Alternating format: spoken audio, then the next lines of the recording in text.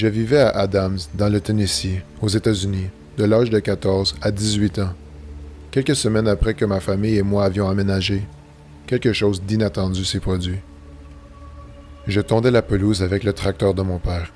Je descendais une colline quand ma ligne d'horizon a été violemment projetée lorsque les pneus du tracteur et les couteaux sous la tondeuse ont heurté quelque chose de solide. J'ai débrayé la tondeuse et j'ai tiré le tracteur jusqu'au bas de la colline, au cas où il y aurait d'autres objets que je ne voyais pas. Le tracteur avait déjà assez de difficultés. Tout allait bien, jusqu'à ce que je découvre sur quoi j'avais pilé avec le tracteur. Mon sang s'est glacé lorsque j'ai regardé à travers la bande que je venais de couper. Dans ce couloir tondu se trouvaient 4 vieilles tombes ancestrales de natifs américains. C'était une belle découverte, mais à la fois inquiétante. J'en ai parlé à mes parents en rentrant, et ils ont commencé à contacter des personnes susceptibles de nous aider à les identifier. Anthropologues, historiens, etc. Ces personnes ont été unanimes pour dire que ces 4 tombes provenaient du temps de la piste des larmes. La piste des larmes est le nom donné au déplacement forcé de plusieurs nations amérindiennes par les États-Unis au 19e siècle. Ils ont corroboré, d'après ce dont je me souviens, en raison de la façon dont les tombes étaient disposées, très peu profondes, avec une énorme dalle de pierre à la place d'une pierre tombale. Je me considère comme une personne très logique et rationnelle. En fait, je laisse mes sens empiriques essayer d'expliquer les choses avant de m'ouvrir à d'autres possibilités. Par contre, il y a des choses qui nous sont arrivées, à moi et à toute la famille, que nous n'avons pas été capables de rationaliser avec l'esprit scientifique ou quoi que ce soit de logique. Voici 7 événements qui se sont produits suite à la découverte de ces tombes, auxquels nous n'avons aucune explication autre que le paranormal. Événement numéro 1. L'activité dans notre maison a commencé peu après l'incident de la tonte. Nous entendions de lourds coups portés sur les murs en briques à l'extérieur de la maison. Peu importe où on se trouvait dans la maison, tout le monde entendait ces coups. Certaines nuits, j'entendais même des pas de course accompagnant le martèlement. Cette activité se produisait presque chaque nuit. Au fil des nuits, j'ai commencé à sentir une présence lourde dans ma chambre, une présence étouffante, comme un poids lourd posé en permanence sur mon sternum. Quelque chose se passait, comme si on me harcelait. Événement numéro 2. Les choses ont continué à s'aggraver. Une nuit, j'ai sorti mon Golden Retriever pour faire pipi. Nous avions une maison de style ranch avec vue sur une rivière. La porte par laquelle nous sommes sortis se trouvait à l'arrière de la maison, face à la rivière. En ouvrant la porte, j'ai commencé à entendre un léger chuchotement qui ressemblait à des feuilles qui s'envolaient et se frottaient sur le sol. J'ai regardé les arbres pour voir si le vent soufflait, mais tout était parfaitement immobile. L'automne approchait dans le Tennessee, donc il y avait des tonnes de feuilles sur le sol. Toutefois, il n'y avait aucun vent pour les faire bouger. Le bruit de grattage des feuilles a continué, mais il est devenu plus fort et plus proche. Cela ressemblait à une sorte de langage, comme une série de mots sous forme de sortilège ou quelque chose de maléfique dans le ton. J'ai regardé mon Golden Retriever. Tous les poils de son dos se sont dressés, et elle a commencé à grogner comme un loup enragé. Elle n'a pas aboyé, elle était juste figée dans une réaction de peur. J'ai commencé à avoir de fortes nausées et à sentir du soufre. J'étais complètement figé lorsque mon chien s'est lancé à travers le seuil de la porte et a commencé à grincer des dents en grognant et en essayant de mordre dans l'air. Les voix venaient maintenant directement en face de moi. Je pouvais les entendre comme si quelqu'un se tenait à 1 ou 2 mètres de moi. J'ai attrapé ma chienne et l'ai tirée rapidement à l'intérieur. J'ai claqué la porte et mis le verrou en place. La porte et le cadre ont violemment tremblé alors qu'un martèlement vicieux a commencé à marteler le seuil. J'ai couru avec mon chien jusqu'au centre de la maison, en allumant toutes les lumières sur mon chemin. Nous sommes restés assis là, seuls, toute la nuit, jusqu'à ce que le soleil se lève. Cassie, mon Golden Retriever, s'est allongé sur mes genoux toute la nuit, se pressant contre moi en gémissant pendant des heures. Tout ce que je pouvais faire, c'était la caresser et essayer de la calmer. Je dois avouer que ça m'aidait moi aussi à me calmer, mais c'était impossible. Toute la nuit jusqu'au lever du soleil, la porte de derrière battait. Événement numéro 3. C'est arrivé quand je rentrais de mon entraînement de football américain. La pièce dans laquelle on entrait en premier était notre mini-bibliothèque où nous avions un canapé en cuir, un fauteuil, un piano, des étagères et un fauteuil berçant en bois. C'est peu de temps après mon entrée que j'ai réalisé que, même s'il n'y avait personne assise physiquement dans le fauteuil berçant, il y avait définitivement quelque chose d'assis dans ce fauteuil berçant. Ma vision périphérique l'a vu en premier. La chaise allait d'avant à arrière. Lorsque ma vision s'est centrée sur la chaise, une forme humaine y était assise, la tête baissant, le regard vers le livre qu'elle tenait. De longs cheveux noirs rabattus sur sa tête et complètement dépourvus de lumière. C'était très flou et quasi invisible comme posture. Imaginez la silhouette d'une personne, mais avec un vide de lumière. La lumière qui entrait par les fenêtres semblait être bloquée par la présence sur le fauteuil. La lumière débordait sur les bords du contour de la silhouette. J'ai eu l'impression d'avoir sauté dans de l'eau glacée. Assis dans ma chaise, je me suis projeté vers l'arrière contre la porte en criant et je suis tombé. Alors que je tombais, j'ai vu cette forme se brouiller soudainement en traversant les murs de la maison et sortir par une immense baie vitrée donnant sur la rivière pour finalement disparaître dans le paysage. Mon chien se trouvait dans la pièce voisine et elle s'est mise à courir après l'ombre, en aboyant et en griffant les murs.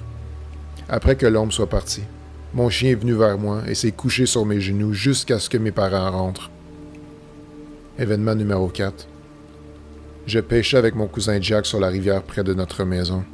Nous étions juste sur le coude d'une rivière, donc la lune brillait des deux côtés de la rivière qui s'écoulait. C'était la pleine lune, et il y avait beaucoup de lumière sur la rivière ce soir-là. Jack était jeune. Il avait une dizaine d'années à l'époque. Il a levé la main et m'a tapé sur le bras et m'a murmuré avec incertitude. « Est-ce que cette dame a besoin d'aide? » J'ai levé les yeux vers l'endroit qu'il pointait. Il y avait une femme, pâle, habillée, de vêtements blancs qui allait et venait en ramassant des pierres, de l'autre côté de la rivière. Je l'avais déjà vue plusieurs fois autour de la propriété, et chaque fois que je m'approchais, elle disparaissait derrière un arbre où quelque chose de similaire se produisait. Sachant cela, j'ai dit à Jack aussi calmement que possible que c'était l'heure d'aller souper et qu'il devait rentrer à l'intérieur, tout en essayant de ne pas l'effrayer. Quand je l'ai raccompagné, j'ai regardé derrière moi et la dame était partie, mais je pouvais entendre un clapotis dans l'eau, ce qui me disait qu'elle marchait dans l'eau peu profonde. Événement numéro 5. Moi, mon père et d'autres membres de la famille étions postés le long du coude de la rivière sur le banc de gravier situé sur la montée de notre maison. Rien d'extraordinaire au début. C'était le 4 juillet et nous passions une belle soirée. Nous étions tous étalés à environ 15 mètres les uns des autres et chaque famille avait une lanterne. Mais alors que le soleil se couchait, mon père me regardait comme si quelque chose le dérangeait. C'est alors qu'il m'a dit plus tard qu'il avait eu l'impression que quelque chose lui avait jeté un seau d'eau glacée pendant la rencontre. Le soleil venait de se coucher quand c'est arrivé. Lors de l'unisson traditionnel où nous chantons tous ensemble, toutes les lanternes se sont mises à s'allumer au fond, puis, tout aussi rapidement, elles sont devenues à peine une flamme, puis les feux ont repris vie, sont redevenus faibles, ont repris vie, pour finalement s'éteindre complètement d'un seul coup. Au moment où les flammes se sont éteintes, nous avons entendu le cri le plus désespéré d'une femme de l'autre côté de la rivière.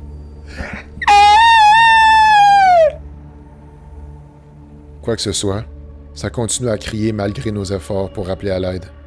Lorsque son cri a atteint un crescendo, on aurait dit que la gorge d'une personne était tranchée, ce qui a interrompu son cri.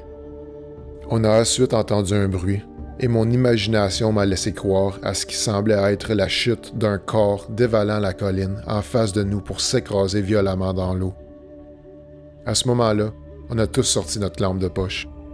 C'est alors que quelque chose a commencé à nager et à barboter dans l'eau des deux côtés du coude de la rivière.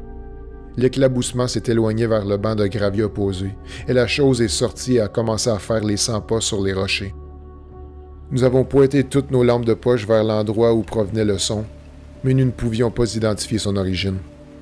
On peut dire qu'à ce moment-là, on a tous décidé qu'il était temps d'aller à l'intérieur. Nous sommes tous entrés dans la maison, avons verrouillé les portes, puis nous nous sommes rassemblés dans le salon central. Personne ne voulait partir par peur de ce qu'on avait vu. Nous sommes tous restés debout cette nuit-là parce que le martèlement des murs était plus violent qu'il ne l'avait jamais été. Bam! Bam! Bam! Toute la nuit, comme le tic-tac d'une horloge démoniaque. Je n'ai pas dormi pendant 2 jours après cet événement. Événement numéro 6. Les terreurs nocturnes, des rêves de torture, maintenus au sol et brutalement écartelés, Des rêves où je traverse la maison et où la silhouette de cette même personne que j'ai vue avec mon chien place sa main sur ma poitrine et pousse vraiment fort contre moi. Mon corps tremble violemment dans le rêve, comme s'il s'agissait d'une crise. Ce n'est qu'un rêve, mais il y a peut-être un peu de paranormal ici. Finalement, événement numéro 7 est un truc de ouf. Un jour, j'ai visité une plantation dans un champ de tabac près de ma maison. J'avais déjà vu plusieurs choses étranges dans ce coin et j'ai amené des amis pour essayer de prouver que quelque chose de fou arrivait à ma famille. L'un des rituels maléfiques était de se rendre à la borne en pierre où les événements paranormaux se sont produits il y a des centaines d'années, puis de danser sur la pierre en disant en anglais « I don't believe in the Bell Witch », voulant dire que je ne crois pas à la Bell Witch, ou plutôt la sorcière. Je leur ai tous fait promettre de ne pas faire ça pendant notre passage, puisque je savais que ça pouvait mal virer selon les histoires que j'ai entendues, et j'y croyais encore plus maintenant que je savais que ces esprits étaient dans le coin. Bien sûr, dès que nous sommes arrivés, mon ami qui doutait fortement des légendes a sauté sur la borne en pierre et a commencé à crier « I don't believe in the Bell Witch » aussi fort qu'il le pouvait. J'étais tellement en colère contre lui. J'étais le seul à connaître le chemin du retour. Alors j'ai dit « Venez les gars, on se tire d'ici. » Dans cette région, on l'appelle la vallée de la rivière Tennessee. Il y a donc des tonnes de ruisseaux qui coulent autour de ces champs de tabac. On s'amusait alors à retraverser ce champ de tabac, long de plusieurs centaines de mètres. Une brume épaisse a ensuite commencé à arriver des méandres de la rivière pour saturer le champ. La température a facilement baissé de 10 degrés en un instant, et les gars ont commencé à avoir froid. À ce moment, j'ai senti le souffle dans la brise. Quand la brume est devenue un brouillard, c'est là que tout a réellement commencé. On a entendu cette respiration sifflante et profondément caverneuse autour de nous, comme si nous étions dans une grotte. Il faisait de plus en plus noir. Et puis, de nulle part, nous avons commencé à entendre des bruits d'explosions géants. J'ai regardé autour et j'ai réalisé que quelqu'un marchait vers nous dans l'obscurité. Les bruits ont continué et avec de plus en plus d'intensité. C'était littéralement comme si une armée d'esprits indigènes courait. Les explosions venaient de toutes les directions dans le brouillard, comme si on était littéralement sur le champ de bataille. C'est à ce moment que mes instincts de survie ont pris le dessus, et en panique, j'ai crié « Courez !» Nous sommes partis à travers le champ en essayant de ne pas trébucher et de ne pas nous faire embrocher par les tiges. Alors qu'on s'est finalement rendu à la sortie du champ, mon dos a subitement explosé de douleur. J'ai regardé au sol et il y avait une grosse roche à mes pieds. J'ai alors réalisé que je venais d'être agressé.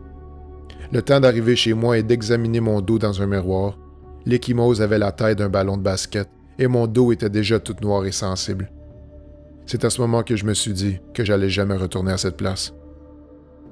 Et voilà mes expériences paranormales. Il m'est vraiment difficile de parler de ces choses sans me traumatiser à nouveau. Par contre, mes amis et ma famille m'encouragent à partager ces expériences avec des personnes partageant les mêmes idées. J'aime penser que cela me permettra un jour de trouver la paix avec ce traumatisme, mais j'ai toujours du mal à y croire.